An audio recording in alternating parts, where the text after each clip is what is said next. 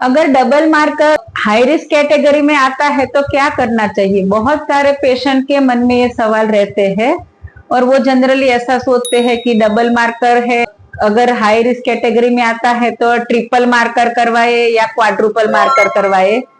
लेकिन मैं ऐसा बताना चाहूंगी कि ऐसा बिल्कुल नहीं है। जब हम डबल मार्कर करते हैं तो वो जनरली है 11 to 14 वीक में करते हैं और उसमें मम्मी का मतलब मदर का ब्लड ही लेते हैं और उसमें है बीटा एचसीजी मेजर करते हैं और पेप ए करके केमिकल आता है वो मदर के ब्लड में मेजर करते हैं।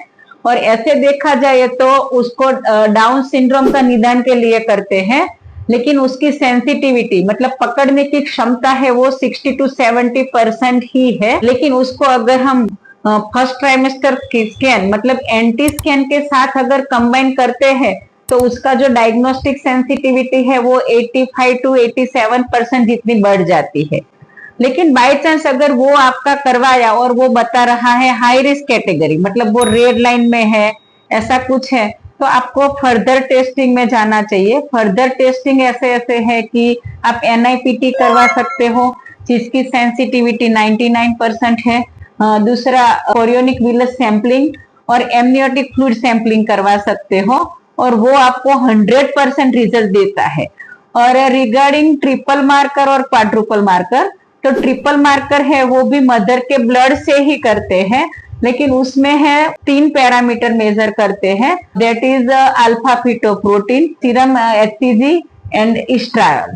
तो लेकिन वो कब करते हैं कि बाय चांस अगर 14 वीक तक मदर किसी कारण की वजह से फॉलोअप में नहीं आ पाई है और उसका डबल मार्कर करना रह गया है तो हम उसको ट्रिपल मार्कर का या क्वाड्रुपल मार्कर का ऑप्शन दे सकते हैं। वो जनरली 15 से 22 हफ्ते तक की प्रेगनेंसी में कर सकते हैं, लेकिन 16 to 18 वीक में करे तो रिजल्ट अच्छा आता है। और क्वाड्रुपल मार्कर है उसमें 4 पैरामीटर मेजर करते हैं, उसमें एक इनहिबिन ए करके है वो पैरामीटर बढ़ाते हैं। तो ट्रिपल मार्कर है उसकी सेंसिटिविटी है वो डबल मार्कर जितनी ही है, मतलब वो है 60 to 70% चांस रहता है कि वो डाउन सिंड्रोम का निदान है वो आपका अच्छे से करे। क्वाड्रुपल मार्कर की थोड़ी ज्यादा है वो 80 to 85% जितनी है और उसको अगर फर्स्ट ट्राइमेस्टर के स्कैन के साथ कंबाइन किया जाए तो उसकी सेंसिटिविटी है वो बढ़ जाती है। लेकिन अगर हाई रिस्क कैटेगरी किसी में भी आती है तो आपको फाइनल डायग्नोसिस के लिए जाना चाहिए कि जो 100% तक श्योर हो।